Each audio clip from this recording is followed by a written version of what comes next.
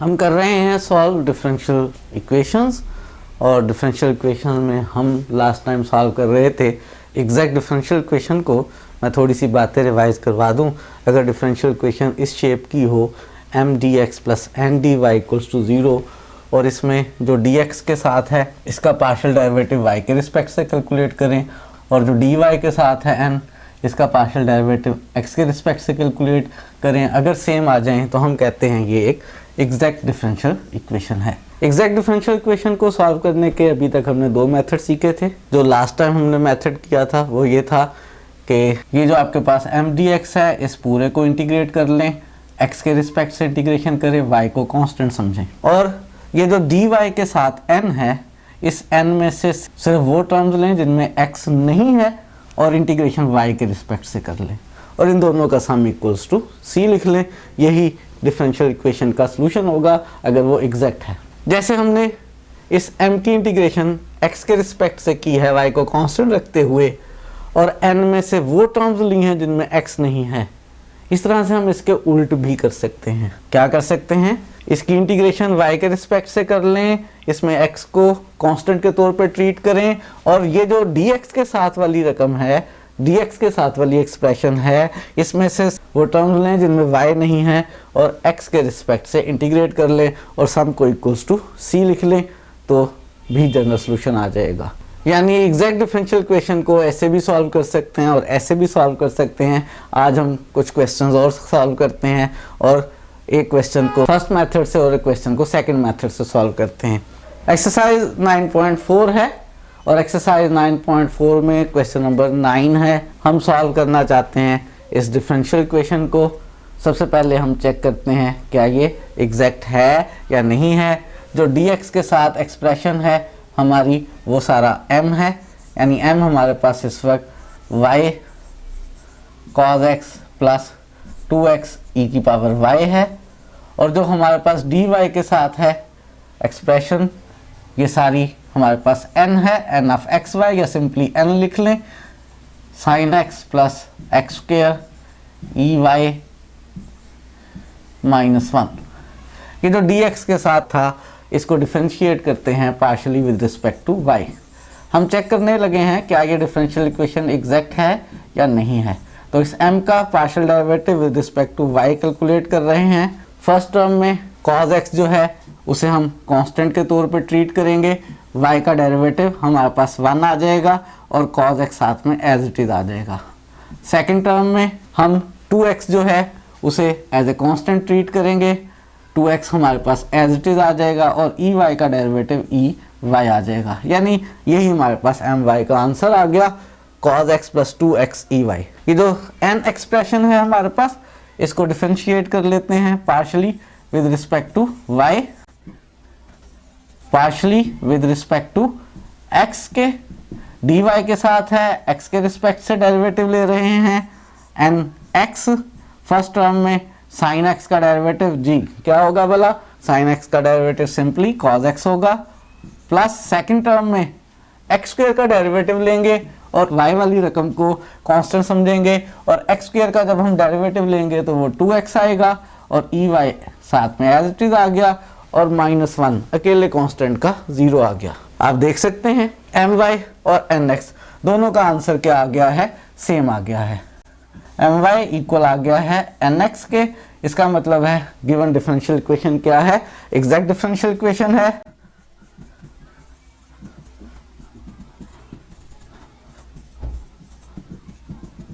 ये जो अब एग्जैक्ट डिफरेंशियल इक्वेशन है इसको अब हम सॉल्व करते हैं। इसको सॉल्व करने के लिए अब मैं दूसरा मेथड इस्तेमाल कर रहा हूँ। इस dx में से सिर्फ वो टर्म्स लेनी है जिनमें y मौजूद नहीं है और इनमें से y जो है दो टर्म्स हैं, दोनों टर्म्स में y मौजूद है। इसका मतलब है इसकी तो मुझे इंटीग्रेशन करने की ज़रूरत नहीं है। पहली टर्म जो है वो बीच में से लिखने की ज़रूरत नहीं है। प्लस के बाद सेकंड इस dy की मुझे इंटीग्रेशन करनी है। इस dy की इंटीग्रेशन मुझे करनी है किसके रिस्पेक्ट से? y के रिस्पेक्ट से और x को कांस्टेंट के तौर पे ट्रीट करना है।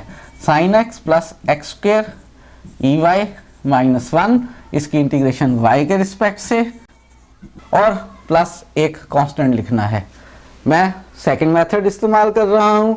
इसकी इंटीग्रेशन y के रिस्पेक्ट से करूंगा, x को बीच में कांस्टेंट के तौर पर ट्रीट करूंगा और इसमें से वो टर्म्स लूंगा जिनमें y नहीं है और x के रिस्पेक्ट से इंटीग्रेशन करूंगा। लेकिन इनमें कोई भी टर्म y के बगैर नहीं है। फर्स्ट टर्म में भी y मौजूद है और सेकंड टर्म में भी y मौजूद है, तो यहाँ कुछ भी नहीं आएगा, इसको लिखने की ज़रूरत ही नहीं है बिल्कुल भी।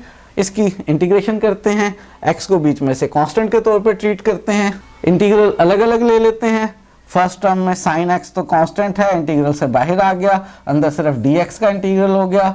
सेकंड टर्म में से x स्क्वायर कांस्टेंट है, इंटीग्रल से बाहर आ जाएगा और इंटीग्रल e की पावर y का हो जाएगा। इंटीग्रेशन हम याद रहे किसके रिस्पेक्ट से कर रहे हैं, y के रिस्पेक्ट से कर रहे हैं। और लास्ट टर्म में -1 dy या सिंपली dy is equal to c।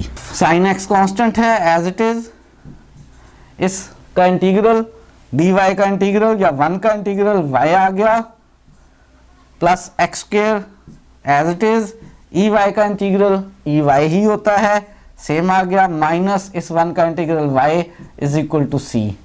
Integral खत्म हो गया, यही हमारे पास इसका आंसर आ गया है। लास्ट स्टेप में बस मैं y को पहले लिख लेता हूँ। मैंने यहाँ sin x पे ब्रैकेट इसलिए डाली है कि ऐसा ना लगे कि y भी साइन के एंगल में मौजूद है। y साइन के एंगल में मौजूद नहीं है, y को पहले लिख लिया, sin x plus x square ey और minus y is equal to c। यही हमारे पास क्या है, गिवन डिफरेंशियल इक्वेशन का सॉल्यूशन है।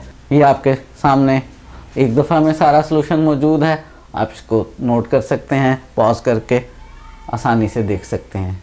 ये था एक्सरसाइज 9.5 का क्वेश्चन नंबर 9। अभी एक क्वेश्चन और करते हैं, एक और क्वेश्चन सॉल्व करते हैं एग्जैक्ट डिफरेंशियल इक्वेशन से रिलेटेड ही। अलबत्ता इसमें थोड़ी सी डिफरेंट बात यह है कि साथ में एक कंडीशन दी हुई है, जिस कंडीशन में हमें कहा गया है कि x की वैल्यू 0 है तो y 2 के इक्वल है। जब भी कोई कंडीशन दी गई होती है, ख़ास तौर पे अगर एक कंडीशन दी गई हो, तो हम कहते हैं ये इनिशियल वैल्यू प्रॉब्लम है, फर्स्ट ऑर्डर की डिफरेंशियल इक्वेशन है, एक ही कंडीशन है, तो ये इनिशियल वैल्यू प्रॉब्लम है, इसको हमने सॉल्व करना है। एक्स्ट्रा काम इसमें क्या होगा कि लास्ट में जब हमारे पास जनरल सॉल्यूशन आ जाएगा तो इस कंडीशन का यूज़ करते हुए हम बीच में मौजूद जो कांस्टेंट ऑफ इंटीग्रेशन आएगा उसकी वैल्यू भी मालूम करके सब्स्टिट्यूट करेंगे, यानी हम पर्टिकुलर सॉल्यूशन जो है वो फाइंड आउट करेंगे। तो सॉल्यूशन स्टार्ट करते हैं जी। सबसे पहले क्या ये एग्जैक्ट डिफरेंशियल इक्वेशन है, ये देखना चाहेंगे। इसमें ये जो dx के साथ एक्सप्रेशन है ये हमारे पास m है हमारे पास 2x cos y plus 3x square y, और जो हमारे पास एक्सप्रेशन है dy के साथ ये वाली एक्सप्रेशन हमारे पास n है।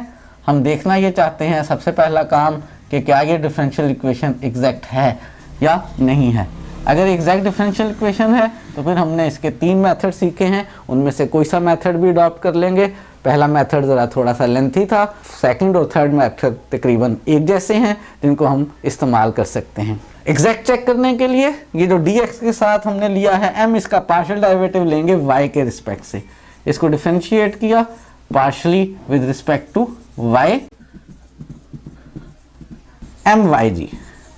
फर्स्ट टर्म में हमारे पास जो 2x है इसको हम कांस्टेंट के तौर पे लेंगे, 2x हमारे पास एज इट इज आ जाएगा, और डेरिवेटिव लेंगे किसका, cos y का, और cos y का डेरिवेटिव आपको याद है कि कितना होता है, sin y होता है। सेकंड टर्म के अंदर हमारे पास जो x स्क्वायर है वो एज ए कांस्टेंट डील होगा, प्लस 3x स्क्वायर हमारे पास एज इट इज, और y का डेरिवेटिव लेंगे, और y का derivative with respect to y लेंगे तो 1 आ जाएगा। मल्टीपल में 1 लिखने की ज़रूरत नहीं है, यही मेरे पास my आ गया। और जो सेकंड n है ये dy के साथ है, तो इसको डिफरेंशिएट करते हैं with respect to x, partial derivative लेंगे with respect to x, nx। First term में x क्यूब का डेरिवेटिव सिंपल पावर रूल है, 3x स्क्वायर आ गया। सेकंड टर्म में minus x square sine y, इसमें y जो है y वाली एक्सप्रेशन जो है वो एज ए कांस्टेंट ट्रीट होगी, और x स्क्वायर का डेरिवेटिव लेंगे, और x स्क्वायर का डेरिवेटिव कितना आएगा, 2x, और साइन y साथ में एज इट इज। और जो लास्ट टर्म है minus y, partial derivative x के रिस्पेक्ट से ले रहे हैं, ये कांस्टेंट है, इस कांस्टेंट का डेरिवेटिव 0 होगा, और -0 लिखने की ज़रूरत नहीं है। देखें क्या दोनों आंसर सेम आ गए हैं। बिल्कुल सेम आ गए हैं, बस थोड़ा सा टर्म्स के आगे पीछे होने का फ़र्क है। 3x² इसमें बाद में है, इसमें पहले है, -2xy पहले है, बाद में है, नथिंग मैटर्स। आप लिख सकते हैं कि यहाँ पे हमारे पास my और nx सेम आ गए हैं, और my और nx सेम आने का क्या मतलब हुआ कि जो गिवन डिफरेंशियल इक्वेशन है वो एक एग्जैक्ट डिफरेंशियल इक्वेशन है।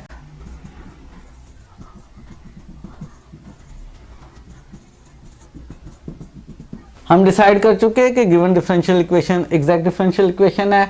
अब हमने इसको सॉल्व करना है, और मैं पहला मेथड अडॉप्ट करने लगा हूँ आज बताए गए 2 मेथड्स में से। उसमें क्या है, पहली पूरी एक्सप्रेशन की इंटीग्रेशन करेंगे x के रिस्पेक्ट से। तो ये पहली पूरी एक्सप्रेशन, इस पूरी एक्सप्रेशन को x के रिस्पेक्ट से इंटीग्रेट करेंगे। 2x cos y plus 3x² y। Integration हमने करनी है x के रिस्पेक्ट से, y को हमने बीच में कांस्टेंट लेना है, यानी हमारा cos y भी कांस्टेंट होगा और हमारा y भी कांस्टेंट होगा। और प्लस हम सेकंड में से वो टर्म्स लेंगे जिनमें x नहीं है। फर्स्ट टर्म में x मौजूद है, नहीं लेंगे। सेकंड टर्म में x मौजूद है, नहीं लेंगे। थर्ड टर्म में x नहीं मौजूद है, -y लेंगे, और इंटीग्रेशन भी y के रिस्पेक्ट से करेंगे, और राइट साइड पे एक कांस्टेंट लिख लेंगे। यही हमारे पास इंटीग्रल सॉल्व करने के बाद जनरल सॉल्यूशन आ जाएगा। अब इंटीग्रेशन कैसे की जाए, फर्स्ट 2 टर्म्स की इंटीग्रेशन अलग अलग कर लेते हैं। cos y कांस्टेंट है, इंटीग्रल से बाहर, 2 भी बाहर, और x का इंटीग्रल ले लेते हैं with respect to x, plus second में से 3 और y बाहर आ जाएंगे, और इंटीग्रल ले लेंगे हम x² का विद रिस्पेक्ट टू x, और लास्ट में से इस इंटीग्रल में से माइनस बाहर, और y dy is equal to c। Integration बहुत आसान सी है, हर एक में पावर रूल अप्लाई हो रहा है, तो हम पावर रूल का इस्तेमाल कर लेते हैं। 2 cos y तो कांस्टेंट है, x का इंटीग्रल हो जाएगा x²/2, प्लस 3y तो कांस्टेंट है, और x² का इंटीग्रल हो जाएगा x³ और आखिर में y के रिस्पेक्ट से इंटीग्रेशन है, y की ही इंटीग्रेशन है, इसमें भी पावर रूल, y की पावर एक इंक्रीज कर ली 2 और उस 2 से डिवाइड कर लिया, इज इक्वल टू c। यही हमारे पास सॉल्यूशन आ गया है। ये जनरल सॉल्यूशन है, इसको थोड़ा सा सिंप्लीफाई कर सकते हैं। यहाँ पर फर्स्ट टर्म में 2 कैंसिल हो गया, सेकंड टर्म में 3 कैंसिल हो गया, लास्ट टर्म में तो कुछ कैंसिल नहीं हो रहा, तो हमारे पास आ गया x² को पहले लिख लेते हैं, x² cos y, ऐसा ना हो कि x² एंगल के अंदर महसूस हो cos के, प्लस x³ y और माइनस y²/2 is equal to c। ये हमारे पास क्या आ गया है, ये हमारे पास गिवन डिफरेंशियल इक्वेशन का जनरल सॉल्यूशन आ गया है। क्या यही हमारा फाइनल आंसर है? क्या ख्याल है? मैंने क्वेश्चन के स्टार्ट में आपको बताया था कि इस क्वेश्चन में एक ख़ास बात और गिवन है, और वो ख़ास बात ये गिवन है कि एक हमें कंडीशन गिवन है। जब भी हमें कंडीशन दी होगी, उस कंडीशन का यूज़ करके आने वाले कांस्टेंट ऑफ इंटीग्रेशन c की वैल्यू फाइंड आउट करेंगे, और वो लिखेंगे और पर्टिकुलर सॉल्यूशन मालूम करेंगे। तो इस जनरल सॉल्यूशन में इस कंडीशन को इस्तेमाल करते हैं। कंडीशन है y of 0 is equal to 2। y of 0 is equal to 2 जो हमें कंडीशन गिवन है, इसका मतलब क्या है भला? इसका मतलब है कि जो ब्रैकेट के अंदर लिखी हुई है 0, ये हमारे पास x की वैल्यू है, और जो राइट साइड पर लिखी हुई है ये हमारे पास y की वैल्यू है। यानी हमारे पास इस वक्त x की वैल्यू 0 है, और जिस वक्त x की वैल्यू 0 है उस वक्त y की वैल्यू 2 है। ये इस सॉल्यूशन में, जनरल सॉल्यूशन में, इसको मैं 1 कह लेता हूँ। इस 1 में सब्स्टिट्यूट करते हैं, x की जगह 0 और y की जगह 2। x की जगह 0 लिखा, यहाँ 0 से मल्टीप्लाई किया तो सारी x टर्म 0 हो गई, प्लस सेकंड टर्म में x की जगह 0 लिखा, 0 से मल्टीप्लाई किया, सारा कुछ 0 हो गया, माइनस y का स्क्वायर, y की जगह 2 लिखा, 2 का स्क्वायर 4 हो गया, over 2 is equal to c, और कैंसिल हो गया, 2 1 ज़ा 2 और 2 2 ज़ा 4, और मेरे पास जो c है उसकी वैल्यू -2 आ गई। ये जो मेरे पास c की वैल्यू -2 आई है, इसको यहाँ 1 में पुट कर लेते हैं, तो हमारे पास पर्टिकुलर सॉल्यूशन आ जाएगा। और वो पर्टिकुलर सॉल्यूशन क्या आ रहा है हमारे पास finally, x² cos y plus x³ y minus y²/2 is equal to -2। ये हमारे पास इस डिफरेंशियल इक्वेशन का पर्टिकुलर सॉल्यूशन आ गया है। अगर आप चाहते हैं कि इसमें से फ्रैक्शंस ख़त्म कर ली जाएं तो आप इसको 2 से मल्टीप्लाई कर लेते हैं। अगर आप इसको 2 से मल्टीप्लाई कर लेंगे तो हमारे पास बन जाएगा फर्स्ट टर्म हो जाएगी 2x² cos y, second term को 2 से मल्टीप्लाई करेंगे तो प्लस 2x³ y, इसको 2 से मल्टीप्लाई करेंगे तो -y², और राइट साइड को जब 2 से मल्टीप्लाई करेंगे तो -4, और अगर इस -4 को लेफ्ट पर लाकर लिख दें तो वो भी ठीक है। फिलहाल यही हमारे पास आंसर है, यही इस डिफरेंशियल इक्वेशन का पर्टिकुलर सॉल्यूशन है। तो हमने 9.4 ख़त्म कर ली है। अब 9.4 के मज़ीद क्वेश्चंस हम नहीं करेंगे। एग्जैक्ट डिफरेंशियल इक्वेशन में हमने दोनों तरह के क्वेश्चन सॉल्व कर लिए हैं। मैंने इसमें आपको 3 मेथड्स सिखा दिए हैं। नेक्स्ट लेक्चर में हम स्टार्ट करेंगे ऐसी डिफरेंशियल इक्वेशंस को जो एग्जैक्ट नहीं है, लेकिन थोड़ी सी मेहनत के साथ उन्हें एग्जैक्ट बनाया जा सकता है। आज के लिए इतना ही।